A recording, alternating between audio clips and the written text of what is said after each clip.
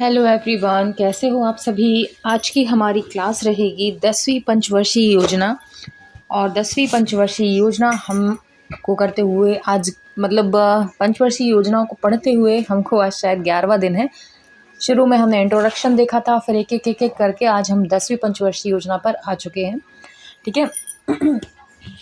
और जो पंचवर्षीय योजनाएं हमें बहुत ज़्यादा इरिटेट कर देती थी, परेशान कर देती थी, रुला देती थी एक तरह से, बहुत अच्छे तरीके से हमने याद कर लिया है। और सभी को इनके मॉडल्स याद हो गए हैं, है ना। सभी को इसके उद्देश्य और कब से कब तक की अवधि रही है, कौन इसके अध्यक्ष रहे हैं, सब याद होता चला जा रहा है ना। ये इस बीच ये योजनाएं कौन सी आई, सभी हम देखते चले आ रहे हैं पिछली सारी पंचवर्षीय योजनाओं के। तो आज हम 10वीं करेंगे और इसको ट्रिक के साथ करेंगे ताकि याद बना रहे। ठीक है। सबसे पहले देखेंगे कि योजना 10वीं पंचवर्षीय योजना है जो कब से कब तक आई थी। तो इसका जो हुआ था शुभारंभ, ये हुआ था 2002 से 2007, 2002 से 2007 के बीच में। ठीक है। तो इसको देखो, एक तो आप ऐसे याद रख सकते हो कि 10वीं, है ना, 10वीं पंचवर्षीय योजना है। 10 और 2 लगभग एक ही, दा से ही स्टार्ट है, ऐसे भी याद रख सकते हो। 10वीं और 2 दूसरी 10वीं, है ना। दूसरी बार 10वीं में फेल या पास जो रख लो, 10वीं में 2 बार फेल, यानी थोड़ा सा समझ के। 10वीं में क्या बोर्ड एग्जाम होते थे, 2 बार फेल हो जाते थे कई लोग। तो 10वीं में 2 बार फेल, यानी 2002 से 2007 के बीच में। देखो 2002 में याद बस कर लो और 5 साल आगे बढ़ा दो, तो उसका एंड कहाँ हुआ, 2007 में, है ना। 2 + 5 कितने हो गए, 7 हो गए। तो 2002 में स्टार्ट हुई और 7 में हो गई। 10वीं में 2 बार फेल, 2002 याद रख लेना। 10वीं पंचवर्षीय योजना 2002 से आई। ठीक है। इसके उद्देश्य क्या थे, गरीबी और बेरोजगारी को समाप्त करना, गरीबी और बेरोजगारी को समाप्त करना। ठीक है। तो हमने देखो पिछली पंचवर्षीय योजना जो देखी थी, 9वीं पंचवर्षीय योजना जो देखी थी, हमने उसमें क्या देखा था कि न्यायपूर्ण वितरण और समानता के साथ विकास देखा था। हमारे अटल बिहारी वाजपेयी थे अध्यक्ष, उसमें भी, इसमें भी हैं। लेकिन 9वीं में क्या था कि उनने न्यायपूर्ण, देखो न्यायपूर्ण ऐसे याद रखना, 9वीं में भी ना है और न्यायपूर्ण में भी ना है। अटल बिहारी दोनों में है, नहीं तो कंफ्यूज हो, है ना। तो अटल बिहारी ने 9वीं पंचवर्षीय योजना में न्यायपूर्ण दृष्टिकोण रखा था और समानता के साथ विकास किया था। और 10वीं पंचवर्षीय योजना में वो क्या कर रहे हैं, गरीबी और बेरोजगारी को समाप्त कर रहे हैं। इसको गरीबी और बेरोजगारी को समाप्त कर रहे हैं एवं अगले 10 वर्षों में प्रति व्यक्ति आय दुगनी कर रहे हैं। तो ये भी देखो 10 वर्षों में दुगनी आय कर रहे हैं, यानी 10 में 2 यहाँ भी आ रहा है ना, 10 में 2। ठीक है, दुगनी कर रहे हैं, यानी इस बार 10वीं में 2 बार वो पास कराएंगे, बराबर लेवल हो जाएगा। 2 बार फेल हुए तो 2 बार पास करा देंगे अब। ठीक है। तो क्या हो जाएगा, 10 वर्षों में प्रति व्यक्ति आय को दुगनी कर देंगे। ठीक है। तो क्वेश्चन अगर आता है कि किस पंचवर्षीय योजना के दौरान 10 वर्षों में प्रति व्यक्ति आय दुगनी करने का लक्ष्य रखा था, तो 10वीं पंचवर्षीय योजना में। ठीक है। 10 10 10 ऐसे याद रख लेना आप, तो 10 10 है सब में। और गरीबी और बेरोजगारी, अब देखो ऐसे कैसे याद रख सकते हो कि देखो 10वीं में अगर इंसान 2 बार फेल होगा तो क्या होगा, नौकरी नहीं लगेगी, नौकरी नहीं लगेगी तो गरीबी आएगी, गरीबी आएगी, है ना। और नौकरी नहीं लगेगी तो बेरोजगारी आएगी, बेरोजगारी आएगी तो गरीबी ऑटोमेटिक आएगी।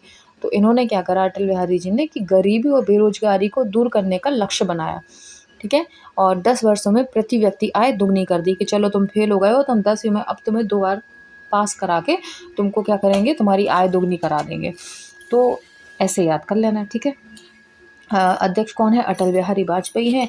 और नेक्स्ट क्या है इसमें देखो, प्रति वर्ष 10% सकल घरेलू उत्पाद में वृद्धि प्राप्त करें।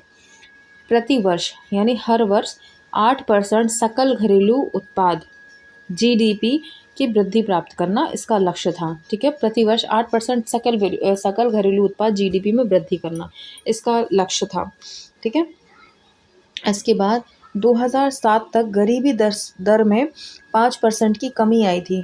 ठीक है, 5% की कमी आई थी। अब इसको कैसे याद रखोगे, 2007 देखो 10 वर्षों में प्रति व्यक्ति आय दुगनी हो गई, है ना।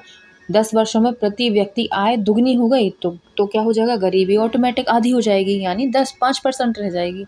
समझ रहे, 10% 10 वर्षों में प्रति व्यक्ति आय अगर दुगनी होती है तो गरीबी कितनी हो जाएगी, 5% कम हो जाएगी, यानी आधी रह जाएगी, है ना। इससे थोड़ा सा याद कर लेना कि पहले गरीबी 10% थी, उनने घटा के 5% कर दी। तो थोड़ा तो हेर फेर अपन को करना पड़ेगा। एक्चुअल डेटा पे जाओगे ना तो फिर कल्याणी कल्याणी समझो फिर, है ना। तो थोड़ा सा अपन को लगाना पड़ेगा दिमाग कि कैसे याद करें अपन, ठीक है। इतना कर लिया। अब आता है कम से कम श्रम शक्ति को जोड़ने के लिए लाभकारी और उच्च गुणवत्ता पूर्वक रोजगार करना। अब रोजगार की ही बात कर रहे हैं वो, क्योंकि गरीबी ख़त्म करना है और बेरोजगारी ख़त्म करनी है तो रोजगार तो देना होगा। तो रोजगार तो वो देंगे ही देंगे, है ना, कम से कम श्रम शक्ति को जोड़ने के लिए। अगला है 2007 तक साक्षरता और मजदूरी दरों में लैंगिक अंतर में कम से कम 50% की कमी। 2007 तक क्या करा, साक्षरता। भैया 10वीं में 2 बार पास कराओगे तो साक्षरता ऑटोमेटिक आ गई, है ना। और मजदूरी दरों में लिंग अंतर, यानी महिलाओं पुरुष बराबर संख्या में मजदूरी में रहें। ऐसा नहीं है कि पुरुषों को लेना है ताकि वो ताकत से काम कर सके, महिलाओं को नहीं लेना है क्योंकि वो कम ताकतवर होती हैं, है ना। तो ऐसा नहीं करना है। तो अंतर 50% की कमी आई, मतलब जो पहले 100% अंतर होता था फिर 50% रह गया, ठीक है। मजदूरी में, मजदूरी भी रोजगार से संबंधित है भैया। और साक्षरता तो पता ही है 10वीं में ने 2 बार पास करा दिया था, ठीक है। इसके बाद क्या होगा, 20 सूत्री कार्यक्रम पेश किया गया। कितना, 20 सूत्रीय, 20 सूत्री कार्यक्रम इसमें शुरू किया गया। तो 10 वर्षों में देखो एक से एक लिंक करना पड़ेगा। 10 वर्षों में क्या कर रहे हैं, ये प्रति व्यक्ति आय दुगनी कर रहे हैं, यानी कितनी कर रहे हैं, 20 कर देंगे। 10 वर्षों में 20 दुगनी कर देंगे यानी 20 कर देंगे। तो 20 सूत्री इसमें कार्यक्रम पेश किया गया, ठीक है। अब होगा 10वीं योजना से क्षेत्रीय असमानताओं को कम करने के लिए। 10वीं योजना से क्षेत्रीय असमानताओं को कम करने के लिए क्षेत्रीय दृष्टिकोण की बजाय एक क्षेत्रीय दृष्टिकोण का पालन करने की उम्मीद की गई थी। एक क्षेत्रीय, ओके। देखो 10वीं योजना से क्षेत्रीय असमानताओं को कम करने के लिए, क्षेत्रीय क्षेत्र में जो असमानता है कम करने के लिए क्षेत्रीय दृष्टिकोण की बजाय एक क्षेत्रीय दृष्टिकोण का पालन करने की उम्मीद की गई थी, ठीक है। अब अलग अलग दृष्टिकोण की, अलग अलग क्षेत्रीय दृष्टिकोण की जगह एक क्षेत्रीय दृष्टिकोण की। तो वैसे इतना इम्पोर्टेंट है नहीं, ना पूछेगा, फिर भी इन्होंने दे दिया है तो ठीक है, ठीक है। ऐसा कुछ नहीं लगता कि ऐसा क्वेश्चन पूछने वाला है, दिमाग से ऊपर जाएगा बच्चों के। अगला है 10वें 5 वर्षों के लिए 43,825 करोड़ $, 5.5 बिलियन का व्यय किया गया, ठीक है। 10वें 5 वर्षों के लिए, ठीक है। एक सेकंड रुकना, ठीक है। तो 10वें 5 वर्षों के लिए 43,825 बिलियन डॉलर, $, कितने थे, 5.5 बिलियन का व्यय किया गया। अगला उद्देश्य था, इसका उद्देश्य प्रदूषित नदियों को 2007 तक शुद्ध बनाना था और वर्ष 2007 तक जीडीपी अनुपात को 8.6 बढ़ाकर 10.3% तक करना था, ठीक है। पहली बात तो क्या थी कि प्रदूषित पानी को शुद्ध बनाना था, ठीक है। किनके राज में, इनके, ये 10वीं पंचवर्षीय योजना में, ठीक है। तो क्या करना था इनको, जल को शुद्ध करने का इनका उद्देश्य था 2007 में, 2007 तक इनको करना था, ठीक है। तो इसका उद्देश्य क्या था, 2007 तक शुद्ध बनाने का था। तो नदियों का साथ, अच्छे पानी का साथ होता है तो क्या होता है, बीमारियां नहीं होती। अच्छे पानी का साथ होना, ठीक है, अच्छे पानी का साथ होना, तो इसमें आपकी प्रॉब्लम नहीं होती है, बीमारियां नहीं होती हैं आपको। और इसके अलावा देखो 2007 आपको क्लियर हो गया ना कि 2007 तक पानी को शुद्ध करना था। और यहाँ पे मेंशन ही है कि आपकी 2002 से 2007 तक ही दिया हुआ है ना, यहाँ पे 2002 से 2007 तक क्या करना है, ये आपकी 10वीं पंचवर्षीय योजना है। तो अगर 2007 तक का जिक्र हुआ है तो ऑटोमेटिक आपको समझ आ जाएगा कि ये कौन सी पंचवर्षीय योजना की बात हो रही है, ये 10वीं पंचवर्षीय योजना की बात हो रही है, ठीक है। यहीं से क्लियर हो जाएगा सारा। नेक्स्ट है आपका, योजना अवधि के अंतर्गत कुल 5 करोड़ रोजगार अवसरों का सृजन करना।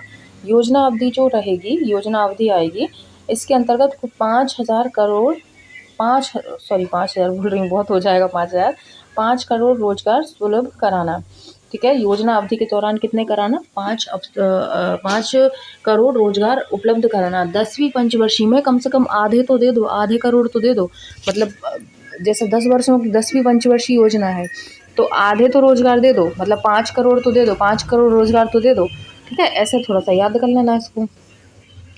अब इसके बाद देखेंगे 20 सूत्री कार्यक्रम। जो 20 सूत्री कार्यक्रम थे वो क्या क्या थे वो ज़रा देख लेते हैं अपन। इसमें 20 सूत्री दिया हुआ है ना आप लोगों को।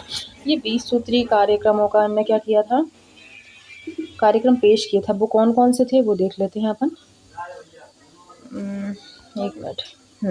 तो 20 सूत्री कार्यक्रम थे। यह है गरीबी उन्मूलन, सबसे पहले गरीबी हटाओ, उत्पादकता बढ़ाओ, असमानताओं को कम करने के लिए, सामाजिक और आर्थिक असमानताओं को दूर करने के लिए देश की प्रतिबद्धता को नवीनीकृत। देखो, आय असमानता मतलब किसी को कम किसी को ज़्यादा, ये सब नहीं करना है, समान आय है ना, उसके हिसाब से। अब कार्यक्रम में गरीबी, ठीक है, कार्यक्रम में गरीबी, रोजगार, शिक्षा, आवास, स्वास्थ्य, कृषि, वनीकरण और पर्यावरण संरक्षण, पेयजल, ग्रामीण क्षेत्र को ऊर्जा और समाज के कमज़ोर वर्ग के कल्याण आदि जैसे सामाजिक आर्थिक पहलुओं को शामिल किया गया है इसमें, ठीक है। और इसके अलावा जयपुर 1975 में तत्कालीन प्रधानमंत्री इंदिरा गांधी ने, 1975 में क्या किया था, तत्कालीन प्रधानमंत्री इंदिरा गांधी ने गरीबी उन्मूलन के लिए 20 सूत्री कार्यक्रम की घोषणा की थी। इंदिरा गांधी ने कब की थी, 1975 में 20 सूत्री कार्यक्रम की घोषणा की थी। इसके बाद के वर्षों में इस कार्यक्रम को रिवाइज किया गया, यानी रिपीट किया गया। कौन से को, जो 1975 में इंदिरा गांधी ने जो 20 सूत्री कार्यक्रम राजस्थान में चलाया था, वैसा ही अटल बिहारी जी की टाइम पर 2002 से 2007 के बीच में इन्होंने फिर से 20 सूत्री कार्यक्रम 10वीं पंचवर्षीय योजना में चलाया था, ठीक है। तो समझ में आ गया। इसके बाद अपन देखते हैं अनुमानित लक्ष्य क्या था। अनुमानित लक्ष्य इसका था 8.1 और प्राप्त लक्ष्य कितना था, 7.7, यानी घाटे में रही है, ठीक है, कहीं ना कहीं, ठीक है। तो ये हमारा पंचवर्षीय 10वीं पंचवर्षीय योजना कंप्लीट हो चुकी है। कैसी लगी आपको योजना? अच्छा, मैंने हमेशा से कहा है कि आप पंचवर्षीय योजनाओं को अगर बिल्कुल पक्का करना चाहते हो ना, तो आगे जो पढ़ रहे हो उसके साथ साथ पीछे का रिवाइज़ करना, तब उनमें डिफरेंस भी समझ में आ जाएगा और आपके जो डाउट्स हैं, जो मिक्स हो जाती है ना, वो भी क्लियर होगी। आगे का पढ़ो लेकिन पीछे का भी साथ में पढ़ लो, ताकि डिफरेंस पता चले इसमें क्या हुआ था और इसमें क्या हुआ था, ठीक है। अगर आगे बढ़ते जाएंगे, पीछे का नहीं रिवाइज़ करेंगे, तो आगे का याद होगा, पीछे का पूरा भूलते जाओगे। तो साथ साथ करना। अपन 10वीं पढ़ रहे हैं तो एक नज़र जल्दी से फटाक से अपनी शुरू से लेके 9वीं तक का भी एक बार रिवाइज़ कर लेना, तो फिर बिल्कुल याद हो जाएंगी पंचवर्षीय योजनाएं, ठीक है। और ख़त्म होने के बाद हम फिर इकट्ठी करेंगे ही, पूरा एक वीडियो लेके आएंगे, भले वो 2 घंटे का हो, लेकिन उसमें अपन पूरी पंचवर्षीय योजनाएं एक साथ करने वाले हैं, ठीक है। तो सभी तैयार रहेगा उसके लिए भी। और उसके बाद फिर हम कंप्यूटर स्टार्ट करने वाले हैं।